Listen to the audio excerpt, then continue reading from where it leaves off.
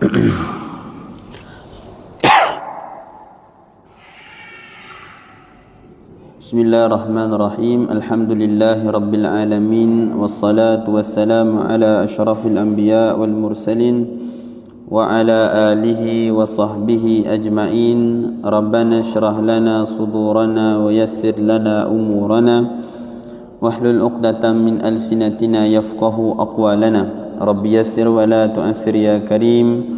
Rabbi tammim bil khair wa la hawla wa la quwwata illa billahil aliyil azim. Assalamualaikum warahmatullahi wabarakatuh. Alhamdulillah, syukur kehadrat Allah Subhanahu wa taala setelah cuti panjang bermula dengan Ramadan, kemudian kita sambut Aidilfitri, dan saya ingat tak terlambat lagi saya nak menyambut selamat Hari Raya. Walaupun Hari Raya 2 hari je, Hari Raya Aidilfitri sehari, Aidil Adha sehari, tapi anggaplah selamat Hari Raya orang Melayu sampai 30 Syawal. Hadirin hadirat yang rahmati Allah Subhanahu wa taala, menyambung kembali kitab Bulughul Maram karangan Al-Hafiz Ibnu Hajar Al-Asqalani. Kita sampai pada hadis yang ke-14, masih lagi berkaitan dengan bab azan. Walahu an Abi Hurairah radhiyallahu anhu anna an-nabiy sallallahu alaihi wasallam qala la yu'adhdhinu illa mutawaddi'un wa dha'afahu aidan. Dan bagi Tirmizi riwayat daripada Abi Hurairah radhiyallahu anhu bahwasanya Nabi sallallahu alaihi wasallam telah bersabda, tiada bang melainkan orang yang ada air sembahyang, dan mengatakan dhaif, ia akan dia juga. Hadis yang ke-14 ini tuan-tuan adalah hadis riwayat Al-Imam At-Tirmizi rahimahullahu taala. Al-Imam At-Tirmizi meriwayatkan bahawa Nabi SAW bersabda, tidak ada orang yang melaungkan azan, tidak boleh seorang itu melaungkan azan melainkan dalam keadaan bersuci ataupun berwuduk. Tetapi hadis ini dinilai oleh Al-Imam At-Tirmizi yang meriwayatkan hadis ini sendiri sebagai lemah, sebagai dhaif. Dan kita akan baca 2 ke 3 hadis pada malam ini tuan-tuan, yang kesemuanya adalah dhaif.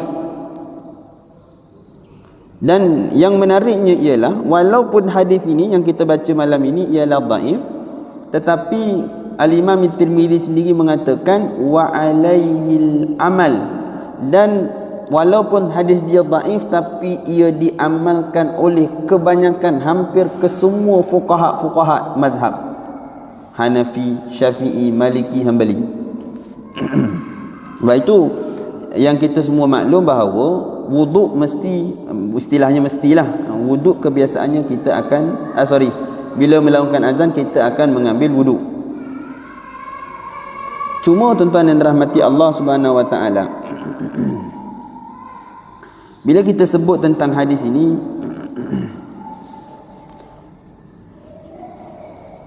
para ulama juga sepakat bahawa wuduk adalah merupakan hanya perkara yang sunat sahaja, bukan wajib. Satu sebab dalil yang kita baca pada malam ini ialah hadis yang dhaif. Tapi kenapa walaupun dhaif, ulama tetap mengatakan bahawa wuduk itu disunatkan untuk berwuduk. Hadis dhaif. Sedangkan kita dah tahu tuan-tuan bahawa kita tidak boleh beramal dengan hadis yang lemah. Sebab tu sekarang ni jadi trend. Orang akan tanya kan, ustaz, apa status hadis, kata dia. Sahih ke tak sahih, kata dia. Lihat masyarakat kita, satu sudut baguslah kecelikan masyarakat kan tentang ilmu hadis. Cuma dari satu sudut yang lain kita kena faham juga, tidak semestinya hadis itu dhaif kita ambil, kita campak dalam tong sampah. Ini tak pernah diamalkan oleh ulama sepanjang zaman. Ulama sangat berhati-hati dalam pengamalan hadis dhaif, dan saya berulang kali sebut tentang hadis dhaif ni tuan-tuan. Malam ini dalil menunjukkan bahawa fuqaha kesemuanya menggunakan hadis ini. Sehingga ada pandangan di kalangan ulama yang kata hadis dhaif ni dia hanya tidak boleh digunakan untuk menetapkan hukum wajib, haram, wajib dan haram. Selain daripada wajib dan haram, contoh seperti makruh dan sunat, boleh menggunakan hadis dhaif. Dan itu banyak dalam kitab-kitab fiqh dilakukan oleh para ulama mazhab. Kemudian tuan-tuan yang dirahmati Allah Subhanahu wa taala, juga menyokong hadis ini, menyokong pandangan yang mengatakan sunat untuk mengambil wuduk ialah ada satu hadis Nabi SAW. Nabi bersabda, inni karihtu an azkurallaha illa ala tuhrin. Aku benci aku mengingat Allah dalam keadaan tidak bersuci. Nabi kata, aku benci aku mengingat Allah dalam keadaan tidak bersuci. Dan azan itu daripada awal sampailah kepada hayya 'alas salah, semua itu adalah zikir kepada Allah SWT. Allahu akbar kan pujian. Asyhadu an la ilaha illallah juga ada mengandungi makna pujian. Asyhadu anna Muhammad Rasulullah.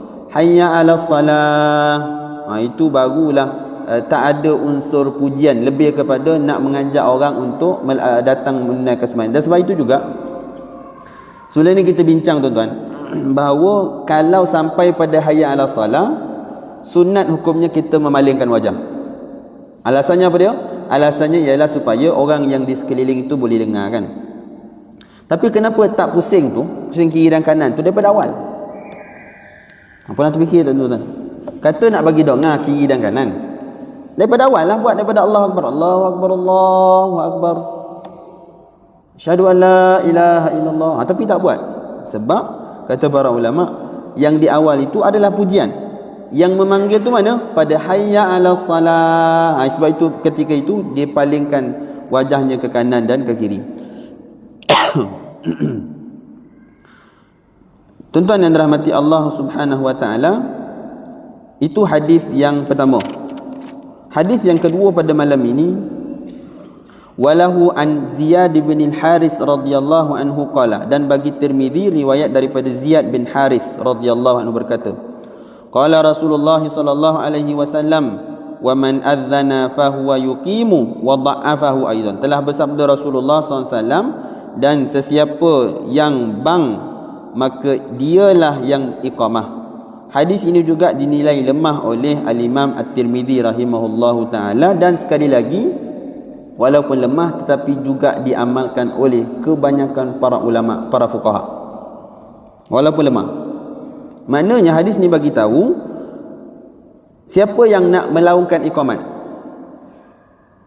yang paling berhak untuk melaungkan iqamah adalah orang yang mengumandangkan azan. Sebab itu kalaulah kita ada muazzin azan, sampai-sampai iqamat, muazzin kata bagi orang lain pula lah, saya dah azan tadi kan.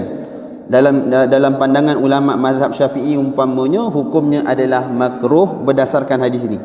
Sebab dalam hadis ini Nabi SAW sebut siapa yang azan dialah iqamah.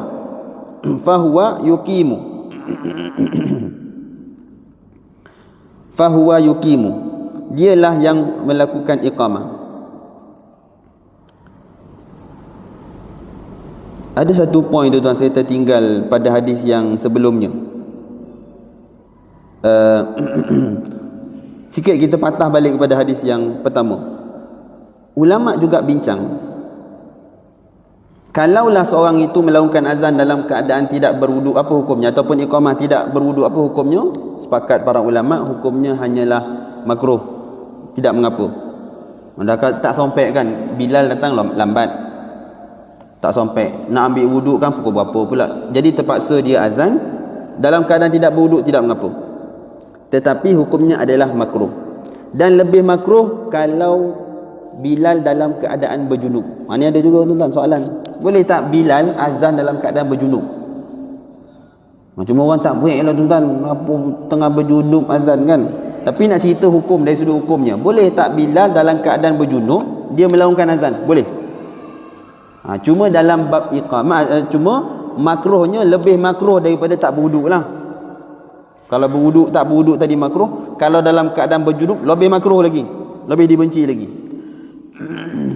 Cuma ada pandangan umpamanya ulama mazhab Maliki yang kata kalau sampai kepada iqamat, azan no problem. Tapi kalau iqamat tidak dalam keadaan berwuduk, maka makruhnya itu bersangatan sebab itu waktu orang dah nak semayang. Alasan yang kedua, sebagai ulama kata seolah-olah dia dianggap sebagai orang yang mengajak kepada sesuatu yang dia tidak lakukan. Dalam Al-Quran kata lima taquluna ma la taf'alun. Ini kepada ustaz-ustaz lah, kepada saya, kepada penceramah-penceramah. Kenapa kamu mengatakan perkara yang kamu tidak lakukan? Dalam Quran sebutkan. Jadi ulama kata bila seorang itu iqamah, dia sendiri tak ada wuduk, tapi dia panggil orang semayang, maka dia termasuk dalam larangan tadi.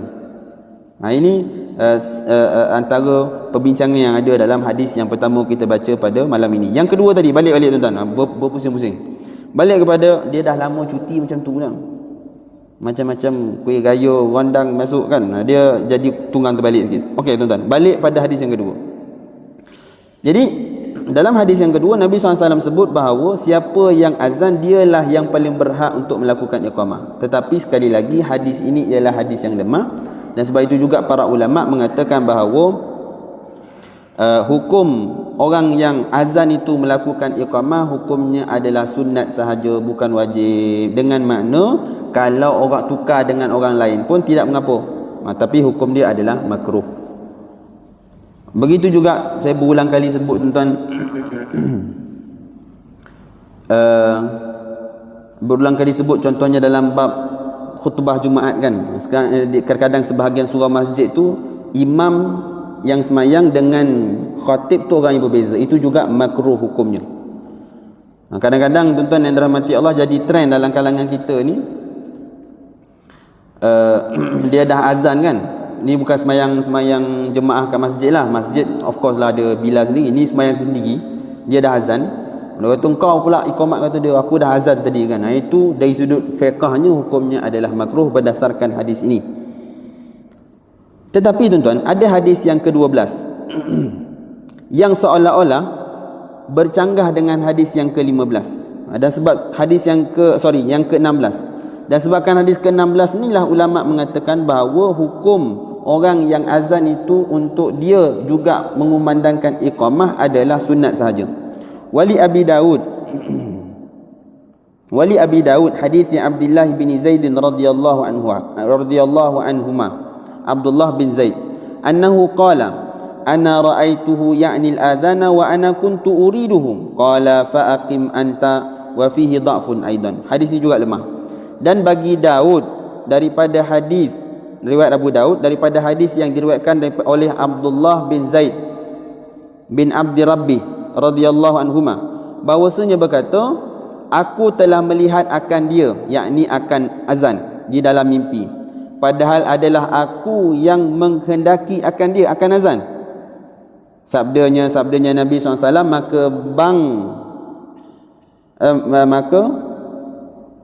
maka iqamat engkau wa fihi dha'fun aidan. Riwayat ini juga dinilai lemah. Okey. Hadis yang ke-16 ni tuan-tuan. Ada seorang sahabat namanya Abdullah bin Zaid radhiyallahu anhu. Abdullah bin Zaid radhiyallahu anhu. Siapa Abdullah bin Zaid ni tuan-tuan? Abdullah bin Zaid ni sejarah dalam umat Islam kerana beliaulah sahabat yang bermimpi mendengar azan, yang bermimpi diajarkan azan oleh malaikat, sehingga kemudian dia jumpa dengan Nabi, dia beritahu kepada Nabi dan Nabi perintahkan Bilal untuk melakukan azan, lafaz azan yang dimimpi oleh Abdullah bin Zaid ni. Ini sejarah. Mana kalau orang tanya siapa dia yang bermimpi lafaz-lafaz azan tu, nama sahabat itu ialah Abdullah bin Zaid radhiyallahu anhuma. Jadi kata Abdullah bin Zaid radhiyallahu anhuma, dia kata aku yang mimpi tentang lafaz-lafaz azan tu. Lafaz azan tu dia yang mimpi. Dan kata dia, wa ana kuntu uriduhu, dan aku teringin untuk melakukan azan sebab aku yang mimpi. Tiba-tiba bila nak lakukan azan, Nabi perintahkan siapa? Nabi perintahkan Sayyidina Bilal radhiyallahu taala anhu. Sebab apa? Sebab dalam hadis kata fa innahu anda sautan, kerana Bilal itu suaranya adalah lebih jelas dan lebih kuat. Tuan-tuan, cuba faham keadaan dan situasi. Kenapa Nabi SAW pilih Bilal? Disebabkan suaranya yang kuat. Dan memang kalau orang Ethiopia ni tuan-tuan, orang kulit gelap ni, memang suara dia lain macam kan. Dia tak lawan dengan suara kita. Tambah orang Melayu kita, ya Allah, lembutnya suara kan. Kenapa Nabi pilih Bilal yang suaranya yang kuat ketika itu? Sebab tuan-tuan yang dirahmati Allah, sebab ada di kalangan sahabat yang suaranya lebih merdu. Umpamanya sahabat namanya Abu Musa al-Asy'ari, Nabi kata dia adalah seruling daripada seruling-seruling Nabi Daud. Suara dia sangat merdu, tapi tak dipilih beliau sebagai muazzin. Dilantik Bilal radhiyallahu anhu sebagai muazzin. Kenapa? Tuan-tuan kena faham, sebab ketika itu di Madinah Al-Munawwarah tidak ada mikrofon. Mana ada mikrofon? Tuan-tuan bayangkan kalau yang azan tu adalah orang yang soft spoken, bercakap pun tak terdengar. Suruh dia azan, Allahu Akbar, Allahu Akbar, siapa nak dengar? Sebab itu ketika itu dipilih Bilal radhiyallahu anhu untuk menjadi azan. Tapi tak menafikan lah tuan-tuan, tak menafikan bahawa suara yang sedap itu juga boleh menjadi asbab untuk dipilih menjadi azan. Dah suara tak sedap bona pula kan. Cuma saya pernah sebut juga sebelum ini bahawa azan tu makruh hukumnya kita mentamtid, terlalu memanjang-manjangkan azan. Tuan-tuan tengok di TikTok. Sekarang ni semua bincang TikTok tuan-tuan. Di TikTok ada satu azan di Indonesia. Dia orang kata, dia punya caption tu dia tulis azan apa umpama curhat, umpama macam putus cinta lah. Oh, dia azan. Suara saya tak berapa sedap lah, tapi boleh lah tuan-tuan, lebih kurang. Hayya 'alal falah. Tak jadilah. Adalah dia punya apa, tuan-tuan tengok TikTok lah, dia buat azan tu mendayu-dayu, macam orang dengar pun ya Allah sayunya kan. Yang komen tu pun macam-macam lah orang komen. Tapi saya dah sebut sebelum ni tuan-tuan, bahawa itu hukumnya adalah makruh. Walaupun kita sadap, walaupun kita seronok, tuan-tuan saya nak sebut bahawa azan itu dia adalah ibadat untuk kita memanggil orang semayang. Dia bukan pertandingan nak tengok siapa suara paling sadap, Bilal Masjid Husin ke Bilal Masjid Senayan. Dia bukan pertandingan tuan-tuan. Kita nak berlawan siapa suara paling sadap. Itu ibadat, tujuannya nak memanggil orang sembahyang. Nak bertanding suara sadap, pergi pertandingan, ada tempatnya nak bertanding suara sadap. Tapi azan bukan tempatnya. Azan tujuannya memanggil orang sembahyang. Ini benda yang kita kena faham tuan-tuan yang dirahmati Allah. Sebab itu ulama sepakat memakruhkan terlalu memanjang-manjangkan azan. Tuan-tuan yang dirahmati Allah Subhanahu wa taala. Jadi kata sahabat tadi, Bilal dipilih untuk melakukan azan, sedangkan aku teringin nak melakukan azan. Dia pun bagi tahu kepada Nabi SAW. Nabi bersabda, fa'aqim anta. Okeylah, kalau engkau teringin sangat, engkau iqamat, kata Nabi SAW. Bilal, siapa yang azan? Azan Bilal. Tapi iqamat Nabi beri kepada Abdullah bin Zaid. Tadi hadis yang ke-15, Nabi kata, siapa yang azan, dia yang iqamat. Berlawanan antara hadis yang pertama dengan hadis yang kedua. Dan itu banyak tuan-tuan.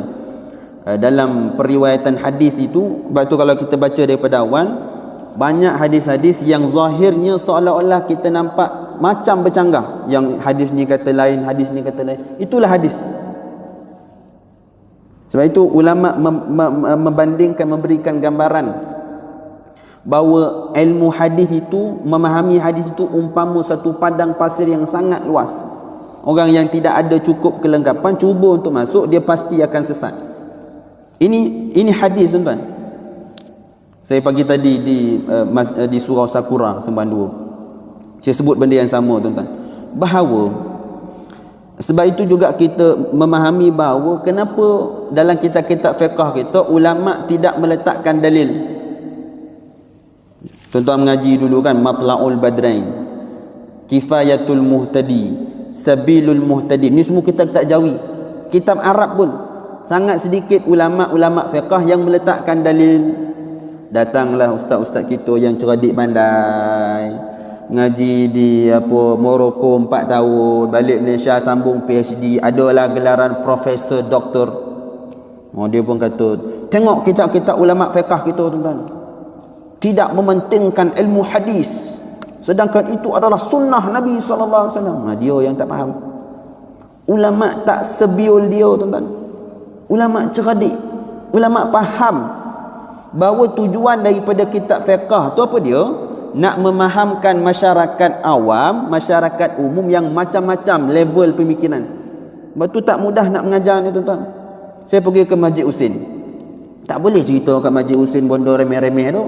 Kita rukun semayang tak nak orang Masjid Husin dengar. Semua cerdik pandai, lama dah mengaji. Saya pergi ke surau-surau di kampung-kampung. Di Kampung Mantin ada satu, dalam surau tu saya mengajar. Kat situ saya bincang pek mazhab, garu kepala orang kampung. Setiap tempat ada level ilmu dia. Tapi dalam nak cerita, walaupun begitu, dalam ramai-ramai majlis ini tak semuanya sama level. Jadi kita payah nak terlalu tinggi kan ada yang tak faham, terlalu rendah kan ada yang boring. Jadi susah tu kan. Dan saya nak sebut, sebab itu para ulama tidak meletakkan hadis dalam kitab-kitab fiqh, sebab ulama takut kita heboh, kita sibuk fikir tentang macam mana nak faham hadis tu, hadis ni apa statusnya. Akhirnya tujuan utama daripada mengaji ilmu fiqh tu untuk kita tahu hukum hakam tak berlaku, tak berjaya. Habis mengaji orang tanya, tadi belajar apa? Entah, sekejap hadis tu, sekejap ni poning kepala dia, kata dia. Tak tercapai matlamat. Sedangkan tujuan utama dia apa? Dia fardu ain, nak belajar macam mana nak sembahyang, macam mana nak ibadat, macam mana nak puasa. Sebab tu ulama tidak meletakkan dalil. Tetapi tuan-tuan yang dirahmati Allah, zaman kita ini zaman yang berbeza lah, zaman yang berubah. Sangat berbeza lah tuan-tuan, tengoklah kan. Cukuplah dunia AI, artificial intelligence. Itu belum cerita lagi yang perang sana sininya. Artificial intelligence tuan-tuan, bayangkan, tak pernah terfikir dalam kepala kita tuan-tuan, satu hari ada, bukan kita cerita tok nenek kita ni, tok nenek lagi lah tak tahu apa. Kita ni, zaman kita ni tuan, kita tak pernah terbayang dalam kepala kita ada satu teknologi yang dia boleh cipta lagu dia sendiri. Hari ni tuan-tuan buka di handphone, ada satu apps artificial intelligence, tuan-tuan bagi tahu nak lagu macam mana, hip hop, lagu apa, lagu nasyid ke apa ke, bagi tahulah, dia akan buatkan lagu dengan rentak sekali, siap. Komposer lagu pun manung tu kan, sebab ada yang boleh menggantikan. Kita orang tak pernah terbayangkan ada teknologi yang boleh cipta. Orang dulu tuan nak buat kartun, tuan bayangkan daripada zaman kita kecil macam mana kartun, buruknya kartun zaman kita kecil tuan. Berkembang kan sampailah sekarang ni kartun yang sangat-sangat canggih. Tiba-tiba ada satu teknologi, dia boleh cipta kartun yang sama. Bukan setakat kartun tuan, orang pun boleh. Itu yang ramai kena tipu tu. Dia tengok kat Facebook tu cerita tentang perang Iran dengan Israel, macam-macam lah maklumat. Dia pun percaya. Rupanya yang dia tengok tu ialah AI, dia pun tak tahu. Ini dunia kita tuan-tuan yang dirahmati Allah. Jadi perubahan-perubahan itulah tuan-tuan yang akhirnya, suka atau tidak tuan-tuan, kita kena bawa hadis ini kepada masyarakat supaya masyarakat akhirnya sedar bahawa inilah yang mereka kata mana dalil, inilah dalil tuan-tuan.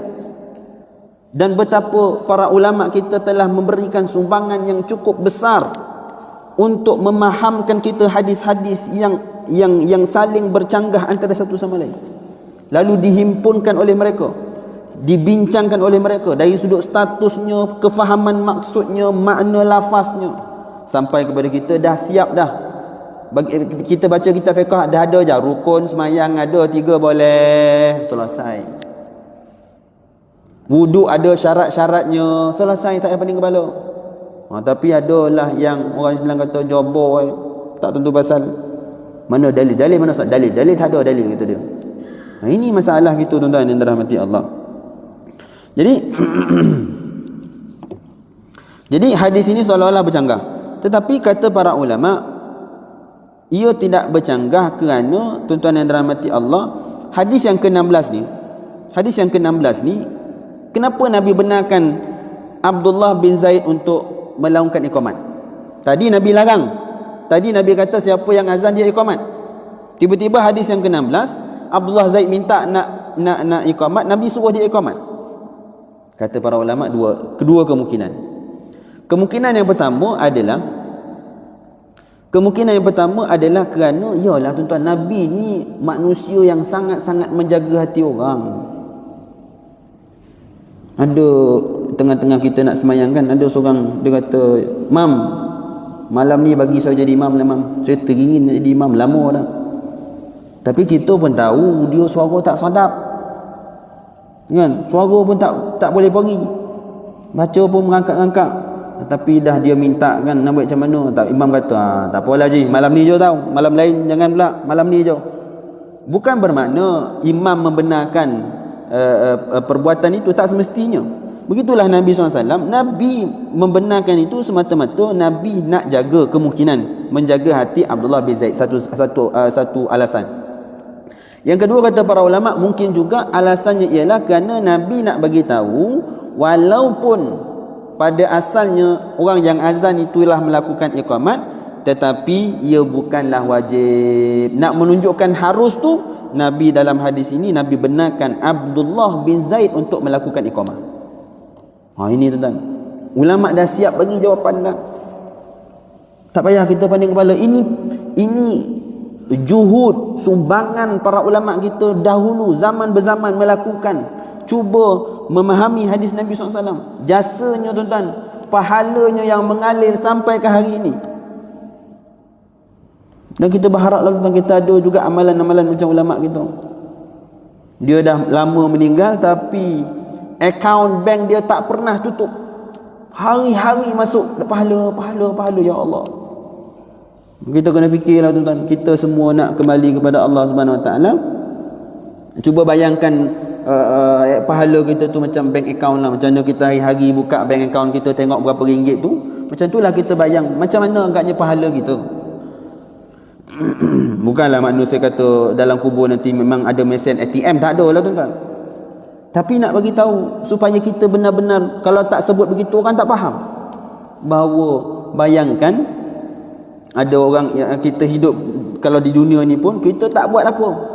Sebab kita dah melabur dulu banyak. Sampai hari tua kita tengok je duit masuk 1 juta satu bulan, 2 juta bulan depan, 3 juta bulan satu lagi. Ini kita dunia dah lah tak dapat tu kan. Dah lah dunia. Kalau masuk pun itu, kalau masuk 1 juta pun orang salah masuk. Ustaz share ni tersalah masuk, tersalah transfer balik tak, kata dia. Kita nak dapat tu mungkin adalah seorang dua dalam kita yang mungkin duit banyak kan. Tapi tuan-tuan, kalaulah di dunia kita tak dapat, apakah malangnya kalau di akhirat nanti pun kita lebih miskin daripada di dunia. Tuan-tuan yang dirahmati Allah, carilah apa-apa amal. Wakafnya ada kan, sedekahnya ada, macam banyak amal perkara-perkara yang kita boleh lakukan. Tengok ramai tak ada kitab, dia ada duit lebih sikit, balilah kitab bagi. Haji percuma, nampak haji datang rajin kuliah, haji apa ni, kitab saya dah ke haji baca, saya dapat pahala. Haji tu meninggal, anak dia dapat kitab tu baca, kitab tu berpanjangan pahala. Ataupun paling kurang tuan-tuan, kita hadiah orang kitab, orang tu belajar, orang tu baca, orang tu sampaikan ilmu. Kita memang tak boleh nak sampai ilmu lah, kita tahu. Orang tu baca kitab itu, orang tu sampaikan ilmu yang orang sampai tu pahalanya ke kita. Dan banyak lagi lah tuan-tuan nak cerita amalan-amalan yang berpanjangan. Nabi SAW sebut, man sanna fil islami sunnatan hasanatan, siapa yang mengasaskan satu perbuatan yang baik. Kat kampung kita tu surau dia tak hidup, dia pun buat inisiatif, dia hidupkan kuliah contohnya. Saya tuan-tuan, bukan nak belagak lah ni tu, tak riak lah. Kalau riak sia-sia amalan saya tuan-tuan. Itulah amalan yang ada, kalau mungkin yang ada tuan-tuan. Saya di surau Batam Buana tu, Kampung Mata Mona ni surau kan, mana ada duit. Sumber duit di surau-surau ni, kalau di Batam Benar tu sumber duit tahu tuan-tuan, malam terabi, malam raya, pusing rumah minta duit. Jadi saya buat inisiatif, saya pun tak ada duit, kita pun bukan ada duit sangat tuan-tuan. Jadi saya buat inisiatif, saya pergi ke Majlis Agama Islam Negeri Sembilan, saya ikhtiarkan buat sampai ada speaker. Bukan susah sangat, isi borang je, bukan duit kita pun. Buat speaker, akhirnya ada, dapat 10,000 peruntukan MAIS bagi tu kan. Semua mana-mana surau ada ni peruntukan ni, tuan-tuan tak minta, pergi minta. Tolong buatkan. Setiap kali orang azan, kita dapat pahala. Mati dah kita, speaker tu hidup lagi. Kita nak mengajar tak boleh. Speaker tu sebabkan kita punya usaha. Ustaz mengajar, ustaz punya lah poning kepala kan, nak kena mengulang kaji lah apalah, dia tak payah, dia speaker je, pahalanya masuk sama macam ustaz. Tuan-tuan yang dirahmati Allah, macam mana kita cerdik dalam dunia ni nak cari duit, maknanya dalam bab pahala pun kena cerdik lah. Ini bab dunia kena cerdik tuan, tapi bila sampai macam ustaz, tuan-tuan yang dirahmati Allah Subhanahu Wa Taala, sikitlah tazkirah, dah habis Ramadan ni kan. Peringatan sama-sama. Hadis yang terakhir tuan-tuan pada malam ni, hadis yang ke-17, wa an Abi Hurairah radhiyallahu anhu qala Rasulullah SAW, al muadzinu amlaku bil adzan wal imamu amlaku bil iqamah. Dan diriwayatkan daripada sahabat yang bernama Abu Hurairah radhiyallahu anhu, katanya telah bersabda Rasulullah SAW, orang bang, jangan yang baru hadir kuliah malam ni dia monong lah apa tadi, bang azan kan. Orang kita pun ada panggil bang, tapi orang dulu lah panggil bang azan. Diriwayatkan Rasulullah, orang yang bang itu lebih memiliki dengan bangnya, yakni waktunya terpulang kepadanya kerana ialah yang dipercayai ke atasnya, dan imam itu lebih memiliki pada qamat, maka tiada boleh qamat melainkan kemudian daripada isyaratnya. Tuan-tuan, ini juga hadis lemah, hadis dhaif. Tapi hadis ni bagi tahu dalam bab azan siapa ketuanya. Dalam bab azan ketuanya adalah muazzin. Orang Melayu kita panggil Bilal tadilah. Muazzin tu ketua. Zaman dulu, tuan-tuan bayangkan ni zaman dulu, zaman sekarang tak payah cerita lah. Dia dah ada bunyi jam, kejap lagi bunyi tu kan, tan bagi tahu azan kan. Zaman dulu tuan-tuan bayangkan, zaman tak ada jam, macam mana nak tahu masa waktu? Tengok matahari. Tuan-tuan cuba Tuan Bilal bayangkan, Tuan Bilal punya kerja selain daripada kena azan, kena tengok matahari pula. Untung ada matahari, kok hari tu hujan, apa ni kepala? Begitu tuan-tuan yang dirahmati Allah SWT. Jadi seolah-olahnya dalam bab azan tu memang Bilal ni paling terror lah. Dia hari-hari dia tengok matahari, sampai tahap dia tak payah tengok pun tahu. Rasa macam dah masuk dah ni, waktu macam ni, tengok cahaya, tengok udara, rasa masuk dah ni, kata dia. Sebab itu dalam bab azan Bilal ketua dia, orang lain tak boleh lawan, termasuk imam. Tak boleh imam belum lagi azan ni, tak boleh. Itu full power tu pada Bilal, kecuali Bilal salah tengok jam. Ada juga masalah kan, Bilal salah tengok jam, itu lain cerita lah. Tapi nak kata sebab itu agama tuan-tuan, dalam setiap bab, termasuk dalam bab semayang, diletakkan ketua, seorang ketua mesti ditaati. Dia tak boleh ada dua ketua tuan-tuan. Dalam masjid pun tak boleh ada dua ketua, dia mesti seorang. Dia ketua yang ramai, itu yang banyak bergaduh tu. Sebab itu dalam bab rumah tangga juga agama letakkan ketua dia siapa? Suami. Dia jadi masalah apa dia? Suami nak jadi ketua, bini lagilah. Suami kata A, bini kata B, kata dia. Malah kali suami pun ikutlah B, kata suami dia. Dia tak jadilah tuan-tuan. Sebab itu agama meletakkan asas itu, termasuk dalam bab semayang. Jadi dalam bab azan ketua dia agama lantik Bilal. Dalam bab iqamat pula siapa? Kata Nabi SAW, dalam bab iqamah yang paling berhak atas iqamah tu adalah imam, tuan imam. Ustaz pun tak berhak tuan-tuan. Betul, di sebahagian tempat dia tanya ustaz, nak azan ke nak sembahyang sunat dulu? Tanya imam lah saya kata. Tanya imam, kecuali ustaz jadi imam, boleh tanya ustaz. Tanya imam. Imam yang ada full power. Imam kata azan, azan. Sebab ada setengah tempat ni tuan, kan dia ada waktu waktu senggang kan antara azan dan iqamat. Itu waktu maknanya tuan-tuan, waktu yang ditetapkan oleh Jabatan Agama lah. Tapi bukanlah makna wajib semayang. Kalau semayang sebelum waktu tu tak sah tuan-tuan. Ada tempat surau saya pergi tuan-tuan, saya kata dah lewat ni, bolehlah terus semayang, saya kata. Dia kata ustaz tunggu jap, belum sampai masuk lagi, kata dia. Dia pula tuan-tuan.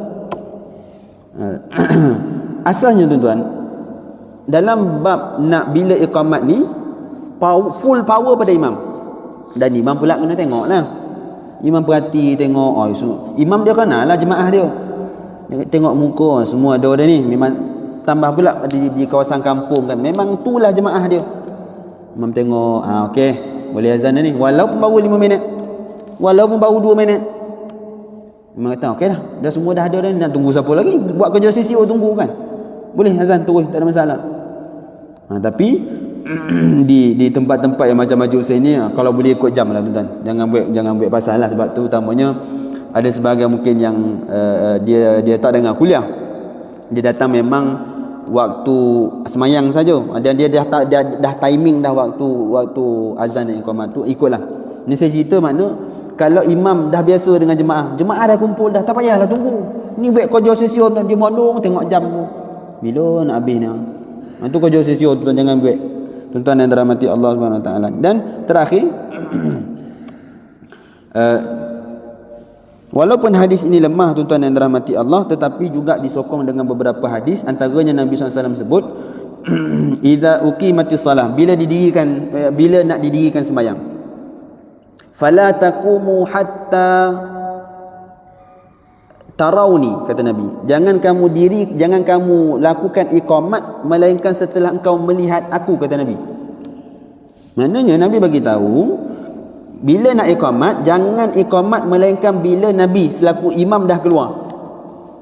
Kemudian kadang Bilal ni pun ada perangai dia juga, dia saja nak mengono imam, dia nampak imam tengah sembahyang saja dia qamat awal dah mengelabah Bilal imam tu. Kadang-kadang ada masalah, ada kes tuan, imam beri tandai. Bilal dia dah lama geram dengan imam tu, sekali tu bunyi je jam, tahu dia iqamat, dah menggelabah imam tu. Tuan-tuan yang dirahmati Allah Subhanahu Wa Taala.